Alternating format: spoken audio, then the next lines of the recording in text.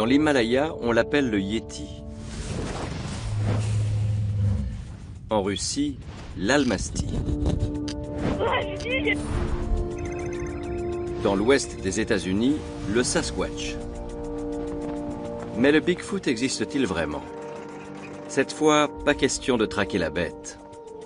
Il est temps d'apporter des réponses. Ceux qui croient dur comme fer à l'existence de Bigfoot disent avoir des preuves. Le problème, c'est qu'aucune n'a jamais été vérifiée. Mais la science peut-elle vraiment départager la réalité et la fiction? Un grand professeur de génétique de l'université d'Oxford est bien décidé à le découvrir. Et je vais l'aider. Ce généticien s'appelle Brian Sykes et il est à l'origine d'un projet unique: analyser des poils de Bigfoot du monde entier. On va pouvoir identifier l'espèce correspondante à chaque échantillon. S'il y a quelque chose à trouver, on trouvera. Aux États-Unis, j'ai suivi la piste du Sasquatch avec des Bigfootologues. Dans l'Himalaya, nos analyses ont révélé l'identité probable du Yéti. Cette fois, je suis en Russie, sur le territoire de l'Almasty. En Sibérie, je vais rencontrer un très grand chasseur de Bigfoot. Et des enfants qui pourraient bien avoir filmé la bête pour de vrai. Je vais rendre visite aux descendants d'une prétendue femme sauvage, examiner le crâne de son fils en quête d'un lien avec le Bigfoot et rencontrer l'homme qui l'a exhumé. Cette créature peut parler. La génétique va-t-elle permettre de découvrir la réalité?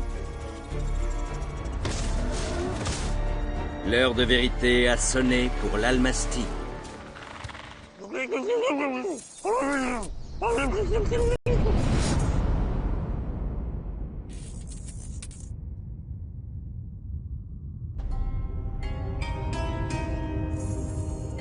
Elle s'étend sur 10 000 km d'est en ouest et compte 9 fuseaux horaires. La Russie est le plus vaste pays au monde. Avec ses grands espaces dépeuplés, c'est aussi l'environnement idéal pour cacher le Bigfoot. Il y a tout un tas de théories sur le Bigfoot. Pour ceux qui croient en son existence, il s'agit d'une espèce de grand singe inconnu de la science. Pour les sceptiques, il y a confusion avec un autre animal et l'ours est le premier sur la liste. Sans oublier bien sûr l'éventualité que tout cela ne serait qu'un gigantesque canular. En Russie, les gens croient en une théorie qui est sans doute la plus fascinante de toutes, mais aussi la plus saugrenue. Les Almasty russes seraient les derniers survivants d'une ou de plusieurs espèces d'hominidés très anciens, peut-être même de l'homme de Néandertal. Et bien sûr, les spécialistes sont convaincus d'en avoir la preuve. Depuis 300 ans, les témoignages se sont multipliés. L'Almasty serait partout. Du Caucase à la Volga, de l'Oural à la Sibérie centrale et orientale, jusqu'au nord arctique. Almasty signifie en russe « homme sauvage ». C'est un hominidé, il est grand, entre 1,50 m et 2 m, massif, entre 90 et 180 kg, velu, de couleur rouge, beige, marron ou noir.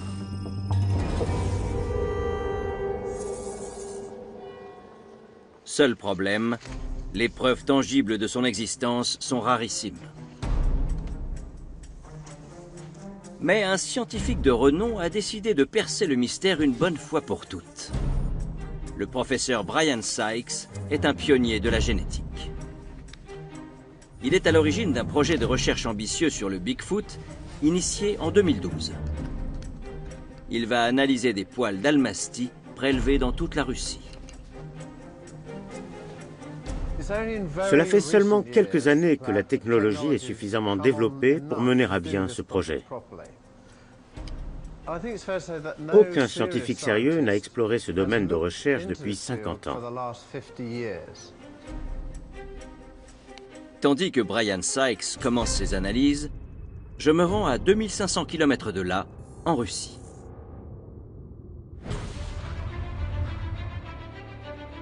Je vais rencontrer les principaux donneurs qui ont envoyé des échantillons à Oxford. Et je vais participer à des tests sur des êtres humains pour voir la part d'hommes de Néandertal qui se cachent chez les Russes. Mon voyage va se diviser en 2 étapes. La première dans le sud du Caucase et la seconde dans l'est de la Sibérie pour tenter de découvrir la vérité sur l'Almasty. Mais pour l'heure, j'ai affaire ici à Moscou.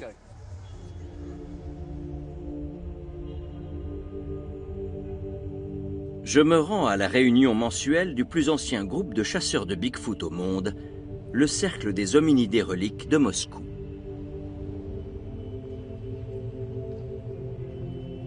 Les vieux sages de ce cercle très privé sont en route. Igor Burtsev, Dmitri Bainov et Mikhail Trachtengerz. À eux 3, ils ont plus de 130 ans de recherche à leur actif. La réunion se tient toujours au musée d'histoire naturelle de Moscou, le musée Darwin. Un lieu très à propos quand on connaît l'enthousiasme de ces hommes pour la théorie dite de l'Almasty de Néandertal. Elle a été élaborée par le professeur Boris Porchnev.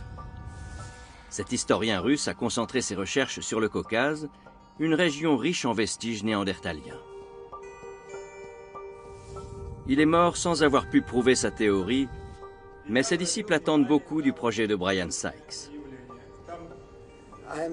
J'espère simplement que ces découvertes génétiques vont permettre de confirmer l'existence de ces créatures.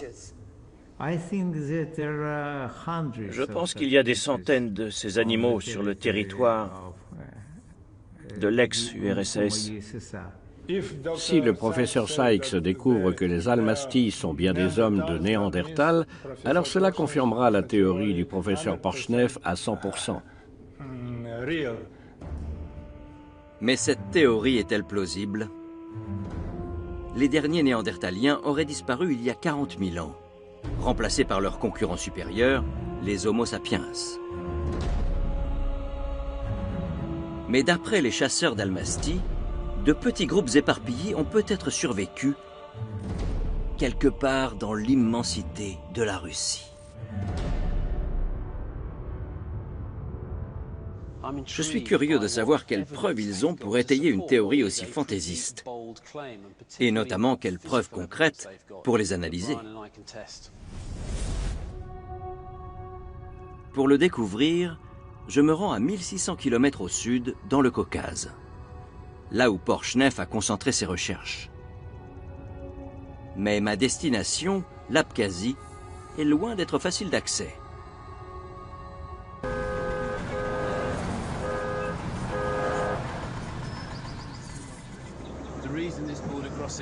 La raison pour laquelle le passage de cette frontière est compliqué tient à ce que l'Abkhazie est une région dissidente. Ce n'est pas vraiment un pays. Elle est reconnue par la Russie, mais c'est à peu près tout. Pour les Nations Unies, l'Abkhazie fait géographiquement partie de la Géorgie.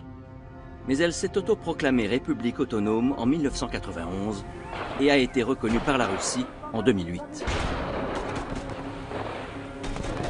Des années d'affrontements ont suivi. Aujourd'hui, le conflit est dans une impasse et le climat est très tendu. Des milliers de personnes passent la frontière tous les jours, mais peu d'équipes de télévision étrangères osent s'y aventurer. On est tous un peu nerveux, y compris notre chauffeur. Je ne sais pas trop ce qui va se passer. Les recommandations du ministère des Affaires étrangères résonnent soudain dans ma tête. Se rendre en Abkhazie est fortement déconseillé aux citoyens britanniques, au risque de se faire arrêter ou d'être victime de terrorisme. Résultat des courses, un véritable interrogatoire, la fouille de notre véhicule et beaucoup de paperasse.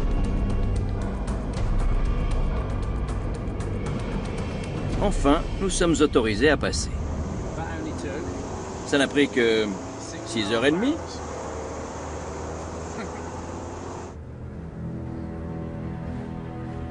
Je viens enquêter sur un chapitre crucial de la légende du Bigfoot russe, une histoire qui a défrayé la chronique, celle de Zana, la femme sauvage du Caucase. Pour les chasseurs d'Almasty, c'est l'énigme avec un grand E. Zana était-elle une néandertalienne? Était-elle un Almasty? Nous allons le savoir.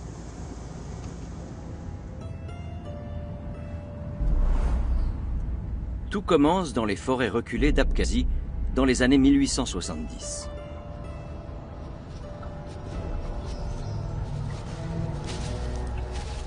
Deux hommes pourchassent une créature sauvage à grands poils, peut-être mi-homme, mi-bête.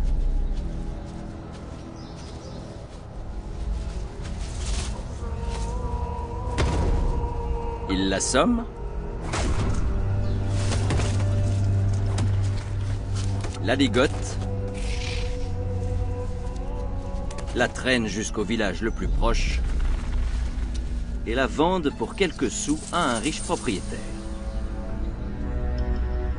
La créature est baptisée Zana.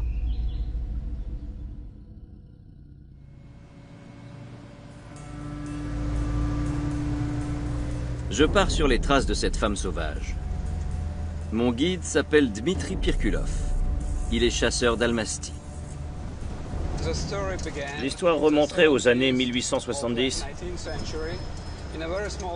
Cet ancien ingénieur devenu producteur de films nourrit une véritable obsession pour l'histoire de Zana. Après sa capture, la femme sauvage serait restée prisonnière jusqu'à sa mort dans les années 1890.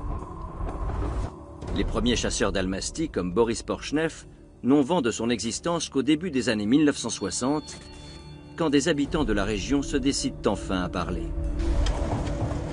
La description de Zana et la région où elle a été capturée semblent confirmer leurs soupçons.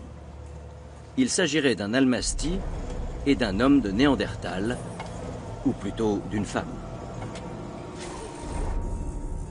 En 50 ans, la rumeur gagne le monde entier. Mais le mystère reste entier quant à la véritable identité de Zana. Dmitri me conduit à Tkina, où elle serait restée captive toutes ces années.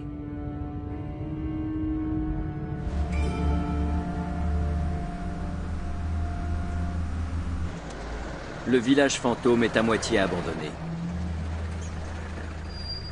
Au centre, le QG du Parti communiste a remplacé un temps la maison de son geôlier. C'est à l'abandon? On peut entrer? Oui, allez-y.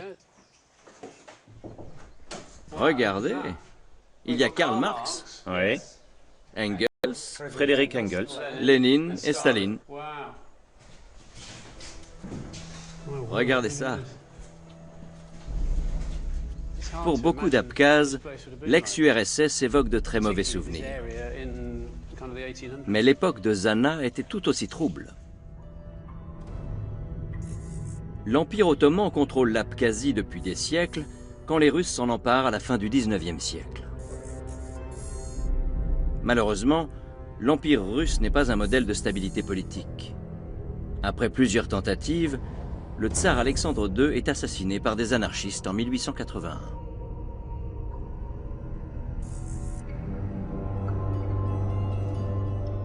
C'est dans ce contexte tumultueux que Zana est faite prisonnière par des hommes sans scrupules dans une région sans foi ni loi. Son histoire cache un secret peu avouable. Pendant les 20 ans de son calvaire, Zana aurait eu 4 enfants. Je présume qu'elle a été violée, non? Elle ne pouvait pas être consentante. Peut-être. Mais dans cette région du Caucase, les gens étaient de vrais sauvages. Peut-être qu'ils étaient fous. Personne ne le sait. Une chose est sûre, elle a eu des enfants. C'est une certitude. Oui. Une absolue certitude.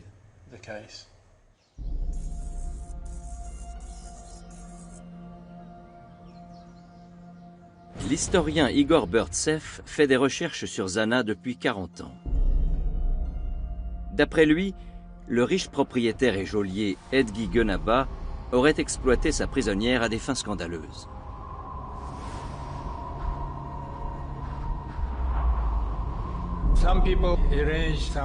Il organisait des petites sauteries où les gens buvaient et plaisantaient entre hommes.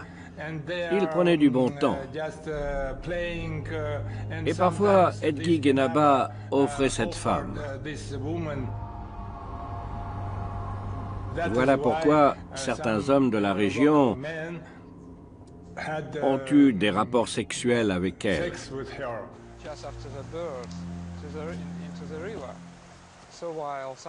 Parmi les témoins entendus par Igor Burtsev, certains se souvenaient avoir vu la prisonnière quand ils étaient enfants.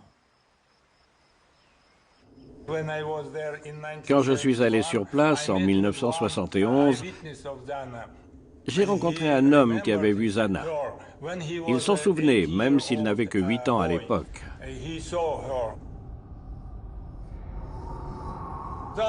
Zana était très grande, très musclée. Tout son corps était recouvert de poils. Elle avait un petit cou, une mâchoire très protubérante. C'était une femme sauvage. Zana présentait-elle vraiment des caractéristiques exceptionnelles?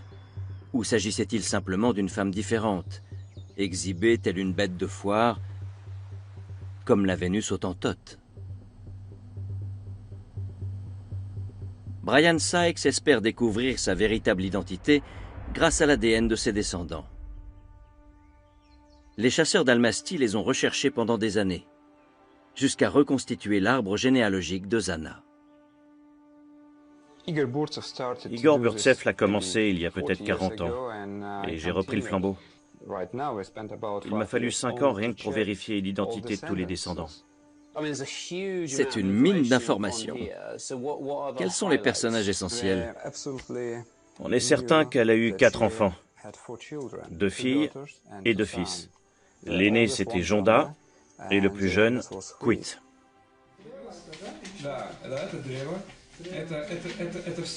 Dmitri a parcouru toute la Russie pour retrouver la trace de leur lignée.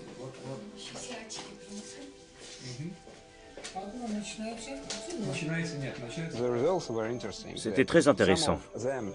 Certains ignoraient tous leurs liens de parenté. Ils étaient très contents d'apprendre d'où ils venaient. Vous avez mis tellement d'énergie là-dedans, ça vous a pris tellement de temps qu'on se demande forcément pourquoi. Qu'est-ce qui vous fascine à ce point? La première fois que j'en ai entendu parler, j'étais tout petit. Je suis né en Géorgie, à Bilsev, pas très loin d'ici, et tout le monde connaît cette histoire.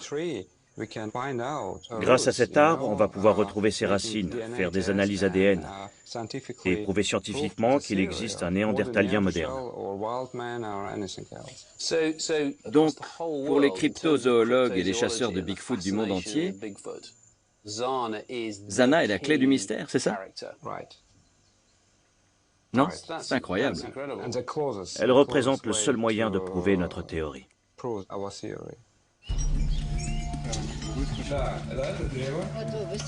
Il y a 3 mois, Dmitri a prélevé des échantillons de salive sur 4 descendants de Zana et les a envoyés à Brian Sykes. L'histoire de la femme sauvage est inscrite dans leur ADN.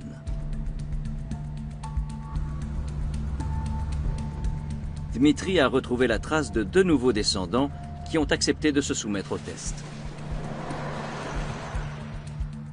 Le premier s'appelle Rodion. C'est l'arrière-arrière-petit-fils de Zana. Comme beaucoup d'Abkhazes, Rodion porte les cicatrices des conflits récents. Il a perdu un œil dans la guerre contre la Géorgie. Il a aussi perdu un fils.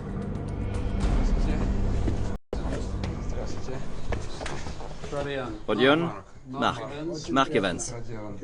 Merci de nous recevoir chez vous.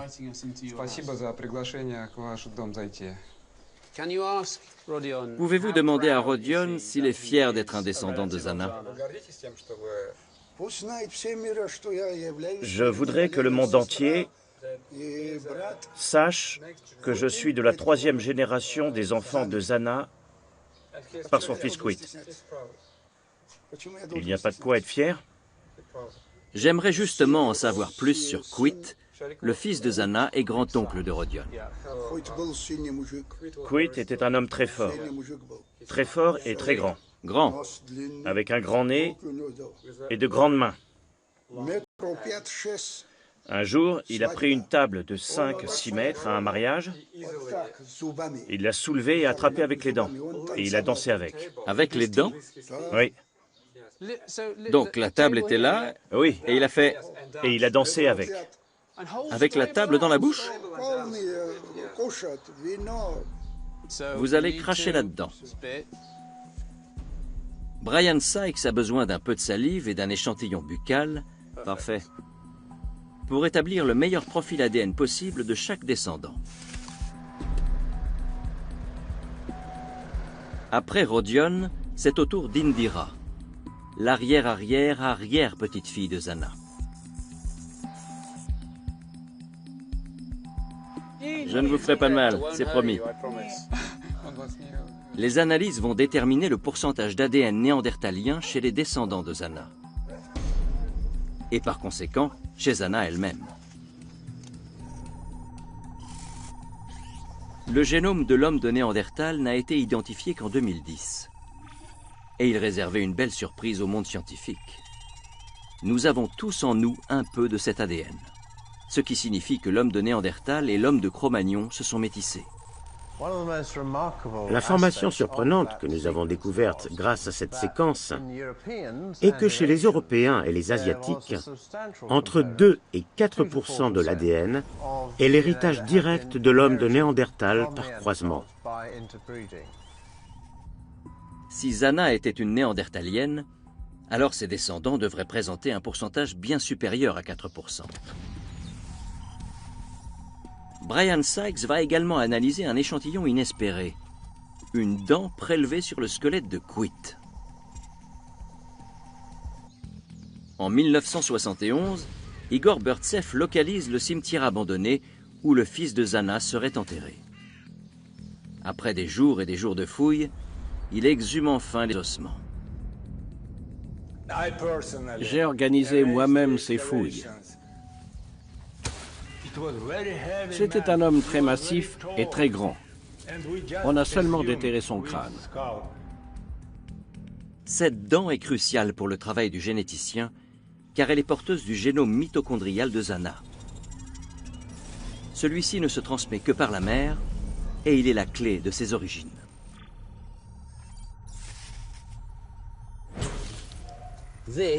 Voici Quit, le fils de Zana.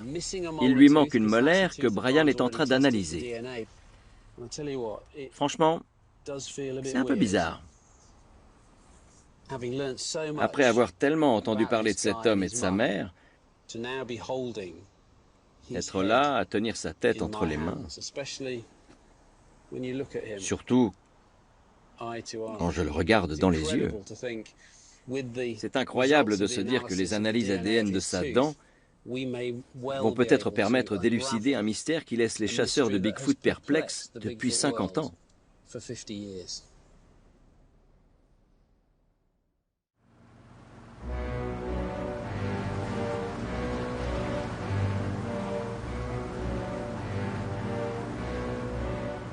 Ici commence la deuxième étape de mon voyage.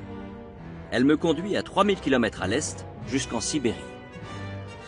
Cette région tristement célèbre pour ses goulags est la moins peuplée de Russie.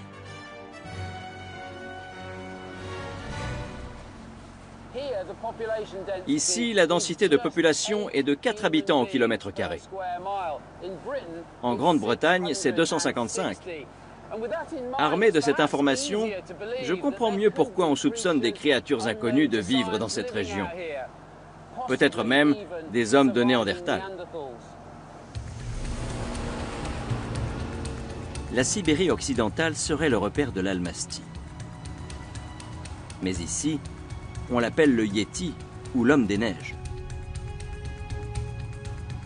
Je me dirige vers la petite ville de Tashtagol pour retrouver Igor Burtsev. Il attend beaucoup de l'échantillon sibérien qu'il a envoyé à Brian. Ces poils lui ont été donnés par une famille de la région.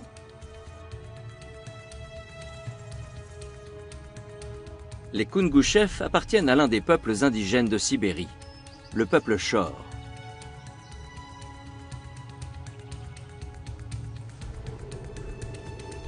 Pendant l'hiver 2011, les Koungouchev ont fait une découverte étonnante près de leur cabane dans les bois.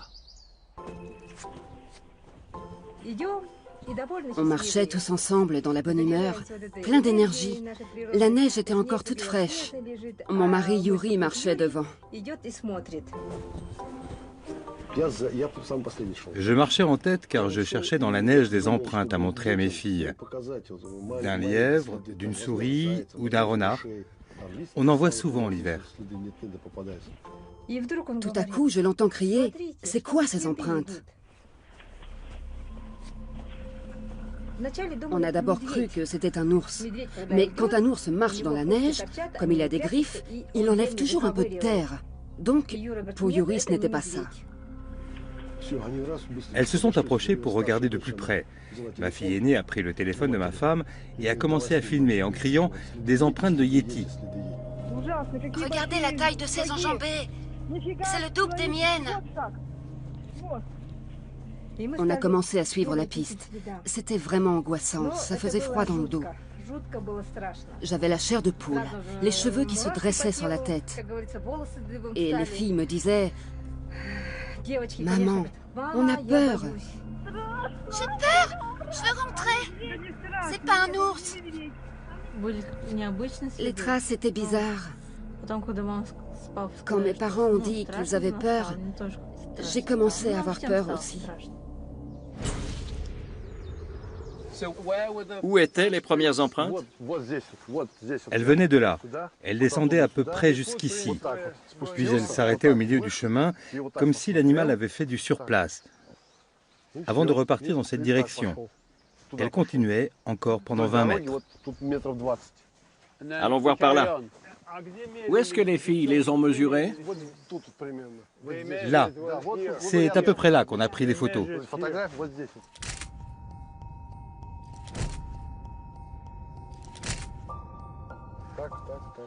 Comme ça, de là à là. C'était la taille des empreintes. Allons-y. Les Koungouchev ont suivi les empreintes géantes jusqu'à la rivière que l'animal aurait enjambée d'un bond. Il a dû s'arrêter là et sauter comme ça, à pieds joints, pour atterrir de l'autre côté. Où avez-vous trouvé les poils? Pas très loin, à seulement 30 ou 40 mètres. Brian Sykes est en train d'analyser 4 de ces poils. On espère que ces analyses nous permettront d'y voir clair sur ce qui s'est passé ce jour-là.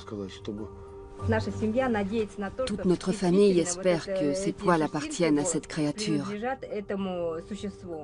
à l'homme des neiges. Igor Burtsev n'a jamais vu d'Almasty de ses propres yeux. Mais il s'est fait une idée assez précise de la bête grâce aux milliers de témoignages qu'il a recueillis. La principale différence entre l'homme et l'animal, c'est le langage. Mais cette créature peut parler, et elle comprend même ce que disent les hommes. Sauf que son rythme de parole est plus rapide que le nôtre.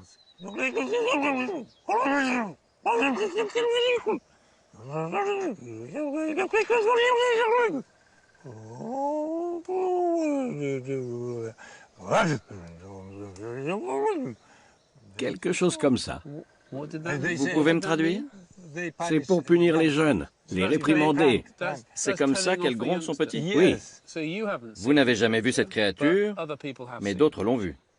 Oui, beaucoup de gens l'ont vu. J'ai environ 10 000 témoignages. Je suis sûr que vous pouvez m'en rapporter des centaines. Mais la question que je me pose, Igor, moi qui découvre avec un regard neuf ce milieu dans lequel vous évoluez, c'est pourquoi personne n'a jamais pris de photos? Parce que la créature a des pouvoirs paranormaux. Des pouvoirs Paranormaux. paranormaux? Paranormaux. Si elle ne veut pas que vous approchiez de trop près, elle peut vous paralyser totalement. Imaginez, vous regardez autour de vous, et là, derrière cet arbre, vous apercevez une créature très poilue. Elle sait tout de suite si vous lui voulez du mal par télépathie. Cette histoire de télépathie me paraît un peu tirée par les cheveux. Mais une chose est sûre, l'Almasty est un animal très discret. C'est d'ailleurs pour cette raison qu'Igor tient absolument à se rendre dans le petit village de Rousko-Ourski, à 160 km au nord, là où l'Almasty aurait fait une apparition très remarquée. Voici Zenia, Kirill et Sacha. En janvier 2013, ils ont filmé une étrange créature à l'aide d'un téléphone portable. Igor Burtsev et moi ne sommes pas les seuls intrigués par cette affaire. Elle intéresse un plus gros poisson. Le député local de la Douma, le Parlement russe. Rien que ça.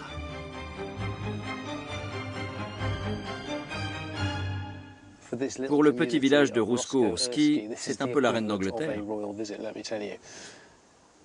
Qui est ce député? Tout ce que je peux dire, c'est qu'il a une très forte personnalité et qu'il est connu pour avoir le bras très long. Le voilà.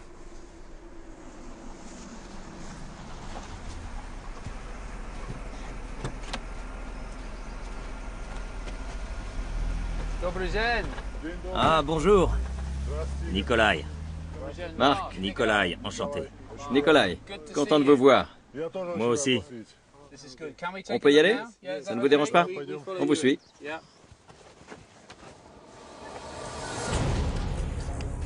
Nikolai Valuev, plus connu sous le nom de la Bête de l'Est, est un ancien champion de boxe dans la catégorie poids lourd. Il s'est depuis reconverti dans la publicité, la politique et la chasse à l'Almasty. Il mesure 2,13 m et pèse 150 kg. Pas étonnant que beaucoup de Russes le surnomment l'homme de Néandertal.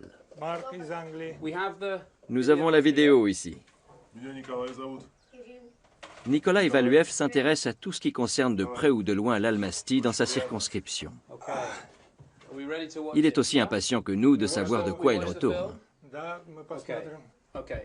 C'est parti.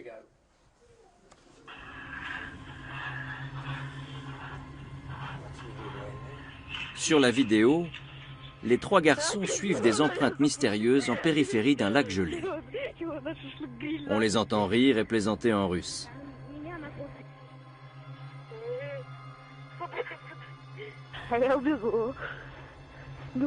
Soudain, quelque chose d'extraordinaire les arrête.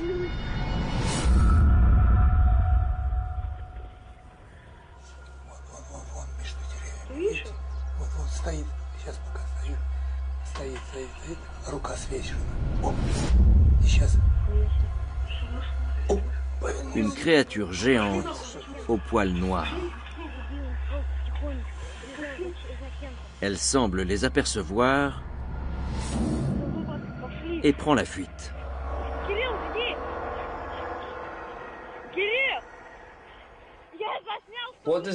Qu'en pense Nikolai à partir du moment où on voit la créature? Je dois reconnaître que je suis un peu sous le choc. Quand est-ce que vous avez repéré les traces? Zenia est le premier à les avoir vus. Il a dit « Regardez, il y a des traces ». Alors on les a suivis. On a remonté la piste, mais on n'a pas vu l'animal tout de suite. Il était caché derrière les buissons. Ensuite, il est sorti. Il a regardé dans notre direction. Il avait le visage tout blanc et il était totalement chauve. Tu es parti en courant? T'as eu peur? Oui. Dans la panique, les garçons jurent beaucoup. La Russie est conservatrice et ils ont déjà eu droit aux remontrances de la police. Quand vous êtes rentrés, vous l'avez dit à vos parents? Oui, on a regardé la vidéo 10 fois et après, on leur a montré. Reste à savoir s'il s'agit pour Nikolai Valuev d'une preuve irréfutable de l'existence de l'Almasty ou d'un canular. Si c'était un canular, les garçons n'auraient pas paniqué comme ça. Ils ne se seraient pas mis dans un état pareil. L'un des peuples indigènes de la région, les Shor, vivent près de Tachtagol depuis des centaines d'années.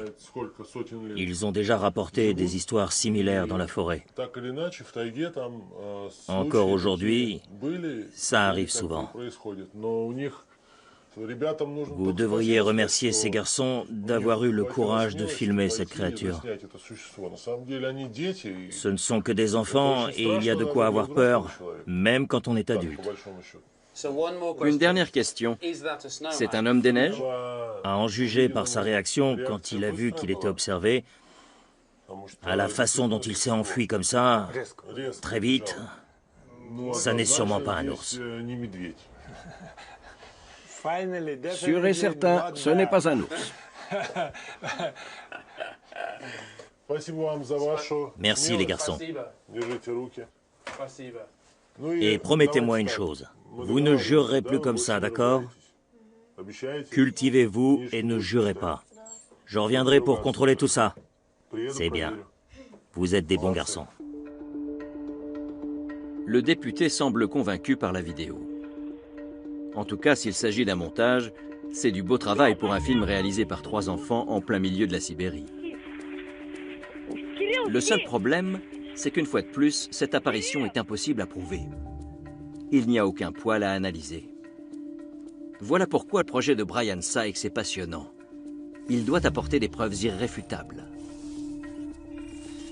Les analyses sont désormais terminées. C'est l'heure du verdict. Le généticien vient annoncer les résultats en personne à Moscou.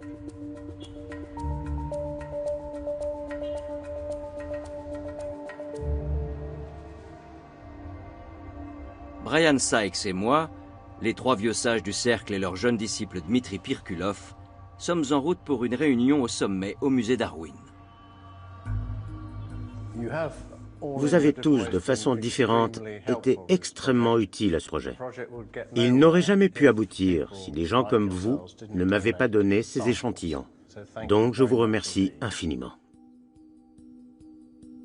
Les premiers résultats concernent les 4 échantillons fournis par Michael Trachtengertz et sélectionnés parmi les archives du cercle. Certains avaient plus de 40 ans.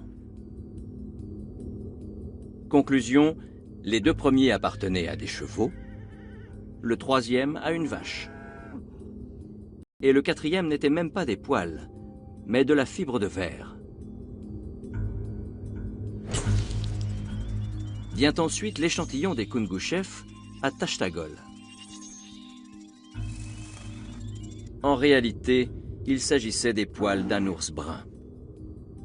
Brian Sykes est formel, mais Igor Burtsev refuse l'évidence. Je n'y crois pas. Non? Non. Pourquoi? Je ne suis pas sûr que c'était l'échantillon des Kungouchev. J'en avais beaucoup et j'ai très bien pu les mélanger. Il est à cran et il n'est pas le seul. Car nous approchons du sujet le plus délicat de ce dossier russe. Zana. Brian Sykes a analysé la dent de Quit ainsi que les 6 échantillons de salive de ses descendants. La théorie de l'Almasty de Néandertal va-t-elle à son tour disparaître en fumée? Les résultats des analyses effectuées sur les descendants de Zana indiquent qu'ils ont tous les 6 le même pourcentage d'ADN néandertalien que tout le monde, soit environ 2,8%. Donc, on peut affirmer avec une absolue certitude que Zana n'était pas une néandertalienne. Le verdict est sans appel. Les visages restent impassibles, impénétrables. Mais Brian Sykes nous réserve à tous une dernière surprise. Après avoir reçu les résultats des analyses sur les descendants, j'ai regardé de plus près l'ADN de la dent de Kwitt. Naturellement, rien de néandertalien là-dedans, comme je m'y attendais. Mais à ma grande surprise, quand j'ai examiné les détails de l'ADN mitochondrial, j'ai découvert qu'il était d'Afrique subsaharienne. Oui, subsaharienne. Tout s'explique. Ce résultat tout à fait inattendu laisse Igor Burtsev visiblement perplexe. L'ADN de la dent de Kwitt indique sans aucun doute possible que l'ancêtre maternel de Zana était originaire d'Afrique subsaharienne. En d'autres termes, Zana était noire africaine.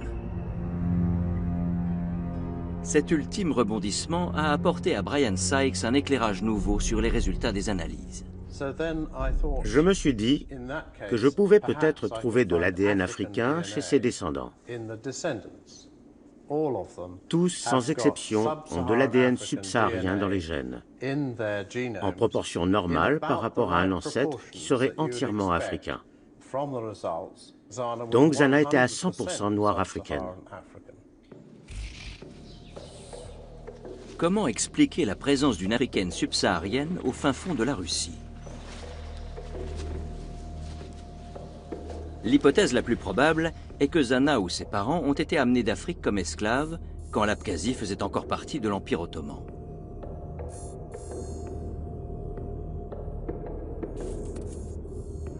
Les Russes ont aboli l'esclavage lorsqu'ils ont pris le contrôle de la région.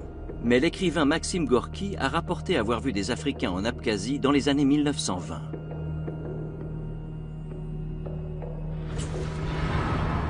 Zana serait-elle restée après le départ des siens? Aurait-elle été kidnappée? Ou était-elle vraiment une femme sauvage? Brian Sykes et moi pensons que l'hypothèse de l'esclavage est la plus plausible.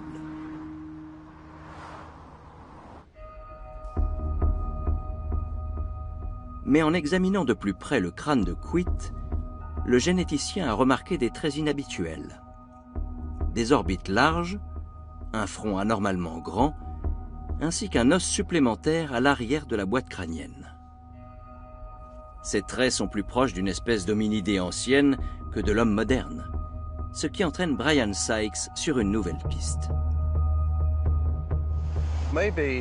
Les origines de Zana ne seraient peut-être pas récentes, mais issues d'un mouvement migratoire qui remonterait à plusieurs milliers d'années. Elle viendrait d'une espèce d'hominidé relique qui aurait quitté l'Afrique et se serait réfugiée dans les montagnes du Caucase. Je ne sais pas quelle explication est la bonne, peut-être aucune de celles-ci d'ailleurs, mais toutes paraissent incongrues, sauf que la vérité se cache forcément quelque part. Il doit y avoir une explication à cet ADN 100% africain chez Zana. C'est une hypothèse audacieuse, mais elle semble plaire à Igor Burtsev. Il se souvient de l'enthousiasme d'un anthropologue de Moscou lorsqu'il lui a montré le crâne de Kwitt il y a plusieurs années. Quand il a vu le crâne, il était sidéré. Il a parlé de l'association de traits primitifs et d'autres beaucoup plus avancés. Ce mélange d'hommes primitifs et d'hommes modernes est très intrigant. Mais il ne suffit pas à prouver qu'un mouvement migratoire inconnu des historiens aurait eu lieu il y a des milliers d'années.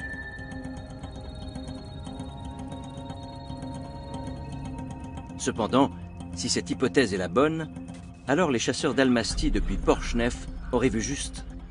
Une mystérieuse espèce d'hominidé se cacherait dans les montagnes de Russie.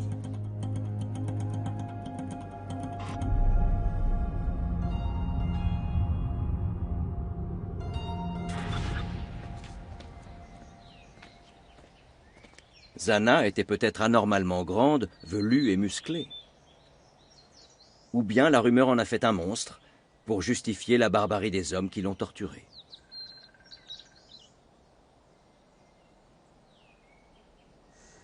Je repense beaucoup à Zana et à ce qu'elle a dû traverser en tant qu'être humain.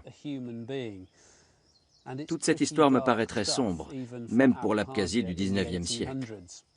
C'est une réponse, même si elle met mal à l'aise. C'est là tout l'intérêt de ce projet, se servir de la science pour découvrir la vérité. Et découvrir qui était réellement Zana est une réussite considérable. Je repense aussi à cette formidable aventure. Au camp de base de l'Everest, à l'ours Brutus, à l'empreinte de Shipton et à l'ADN d'un ours hybride qui expliquerait la légende du Yéti. Je repense à mon voyage aux États-Unis où la volonté de croire semble plus forte que la raison, et à ma toute première rencontre avec Brian Sykes, quand je lui ai demandé pourquoi il risquait sa réputation en plongeant dans les eaux troubles du Bigfoot. Je le fais avant tout par curiosité. Je veux la réponse. Et cela devrait être le fondement de toute recherche scientifique. Cette soif de connaissance a porté ses fruits.